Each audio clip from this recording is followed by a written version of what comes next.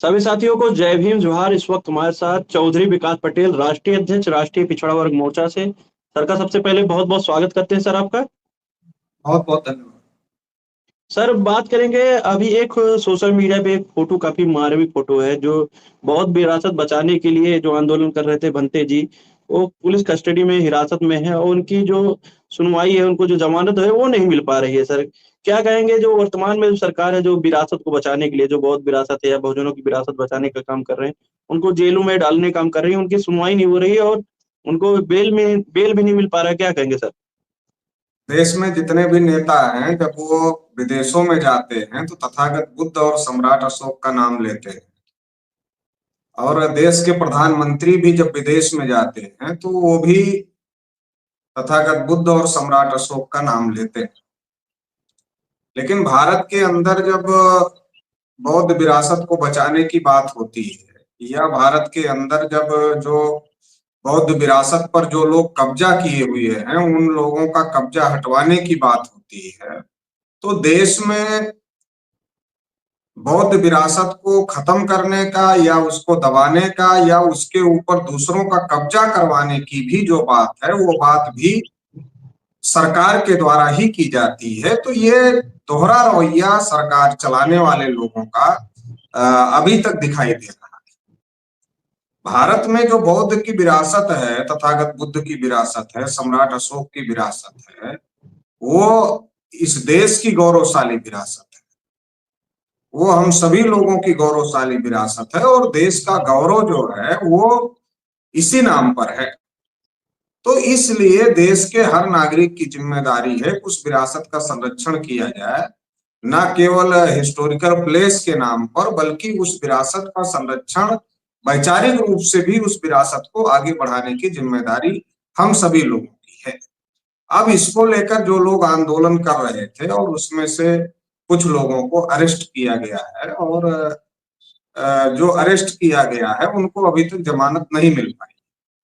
जी तो जी। सबसे बड़ी बात यह है कि इस देश में जो संविधान लागू है, उस संविधान के अनुसार सभी को आंदोलन करने का अधिकार है। शांतिपूर्ण तरीके से आंदोलन करने का, रैली करने का, प्रदर्शन करने का अधिकार है। और संविधान के दायरे में रहकर अपनी मांग को लेकर अगर कोई व्यक्ति आंदोलन करना चाह रहा है तो उसकी इजाजत भारत का संविधान भारत के हर नागरिक को देता है। तो इस प्रकार की जो कार्यवाही आरएसएस बीजेपी की सरकार के द्वारा और पुलिस प्रशासन के द्वारा जो इस प्रकार की कार्यवाही की जाती है, वो संविधान और नागरिक का जो मौलिक अधिकार है, जो लोकतांत्रिक अधिकार है, जो संवैधानिक अधिकार है, उन अधिकारों का उल्लंघन है।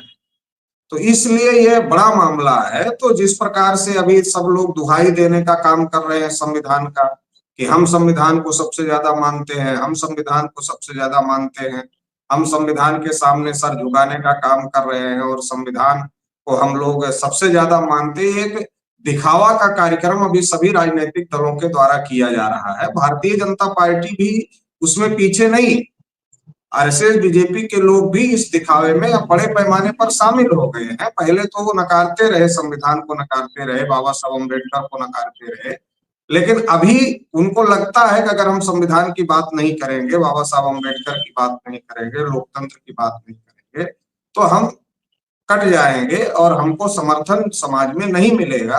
तो अभी वो भी ये दिखावा बड़े पैमाने पर कर रहे हैं। लेकिन जो दिखावा करने की बात है और जो एक्शन में काम करने की बात है, तो दिखावा तो कर रहे हैं कि हम संविधान को मानते हैं, लोकतंत्र को मानते हैं और महापुरुषों को मानते हैं और बौद्ध विरासत को मानते हैं। ये सब दिखावा तो कर रहे हैं, लेकिन जो उनका आचरण है वो ठीक उसके विपरीत है, उसके उलट है।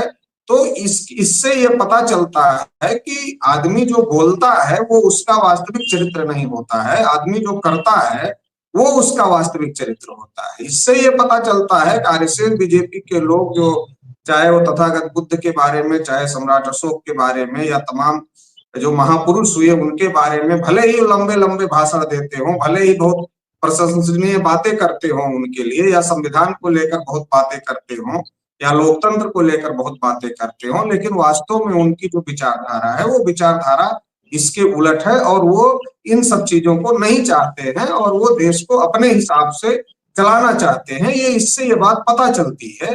तो ये देश के लोगों को इस बात को समझने की जरूरत है। जी, सर अब एक खबर आपने संविधान की बात की, अभी एक आनंद स्वरूप महाराज जी हैं, वो जो संविधान निर्माता है बाबा साहब अम्बेडकर को नकारते हुए बी.एन. राव को बता रहे हैं कि संविधान निर्माता है। वो संविधान की धज्जियाँ भी उड़ा रहे हैं और बाबा साहब का जिस तरह वो अपमान कर रहे हैं और बड़े पैमाने पे उनको मेन स्ट्रीम मीडिया कवर भी दे रहा है और तमाम सोशल मीडिया पे ये खबरें चलती है। तो क्या कहेंगे सर जो लोग ऐसे हमारे महापुरुषों के खिलाफ में और संविधान विरोधी बातें कर रहे हैं, उन पे कोई कानूनी शिकंजा नहीं कसा जा रहा, वहीं दूसरी तरफ बनते जैसे लोग जो अपने विरासत को बचाने का काम कर रहे हैं, वो जेल में ठूसा जा रहा है। क्या कहेंगे सर जो बी.एन. राव को संविधान निर्माता बताने का काम किया जा रहा है? बाबा साहब डॉक्टर अम्बेडकर भारतीय संविधान के ड्राफ्टिंग कमेटी के चेयरमैन थे, और उस कमेटी के लगभग सभी सदस्य वो इस काम में बहुत ज्यादा योगदान नहीं कर पाए, या ये कहिए कि उन्होंने कोई योगदान नहीं किया, और अकेले ही बाबा साहब डॉक्टर अम्बेडकर के कंधों पर, उसके कई कारण थे जिन लोगों ने योगदान नहीं किया, जो लोग थे, कुछ लोग विदेश चले गए थे, कुछ लोग बीमार पड़ गए थे और कई कारण थे, मगर उस बाबा साहब डॉक्टर अम्बेडकर ने संविधान निर्माण करने की, संविधान को ड्राफ्ट करने की जो पूरी जिम्मेदारी है वो बाबा साहब अम्बेडकर के कंधों पर थी। और कड़ी मशक्कत के बाद, वो कड़ी मेहनत के बाद बाबा साहब अम्बेडकर ने भारतीय संविधान को ड्राफ्ट करने का काम किया, बनाने का काम किया, और संविधान सभा में सबके सामने उसको रखने का काम किया, और लोगों ने जो सवाल उठाए उन सवालों का जवाब देने का काम किया, और इसके आधार पर भारतीय संविधान संविधान सभा में पास हुआ और संविधान सभा में उसको मान्यता मिली, और इसके आधार पर भारतीय संविधान बना। तो अगर इस संविधान को ड्राफ्ट करने का, इस संविधान को बनाने का अगर श्रेय किसी को जाता है, तो श्रेय इसलिए डॉक्टर बाबा साहब अम्बेडकर को जाता है।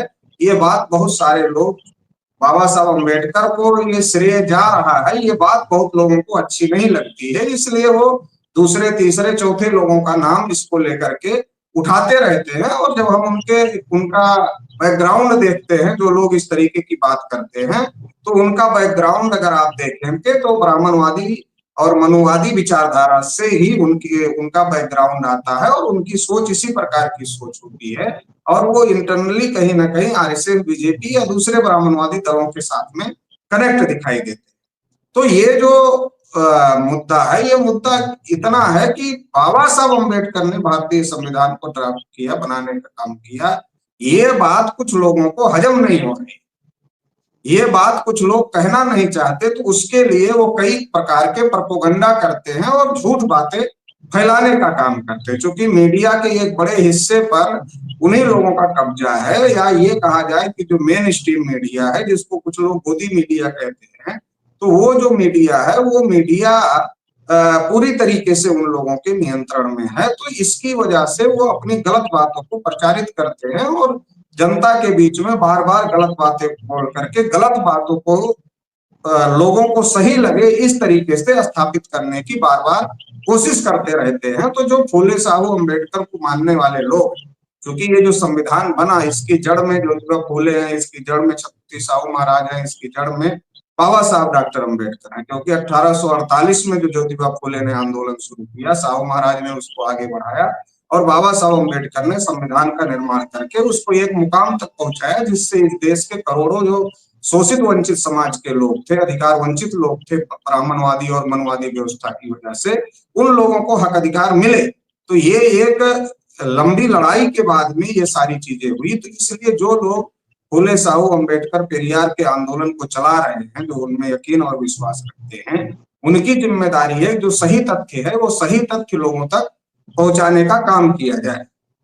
नहीं तो जो मनवादी मानसिकता के लोग हैं, ब्राह्मणवादी मानसिकता के लोग हैं, वो प्रचार के दम पर गलत बातों को समाज में स्थापित करने की कोशिश पहले भी करते रहे हैं और आज भी करने की कोशिश कर रहे हैं।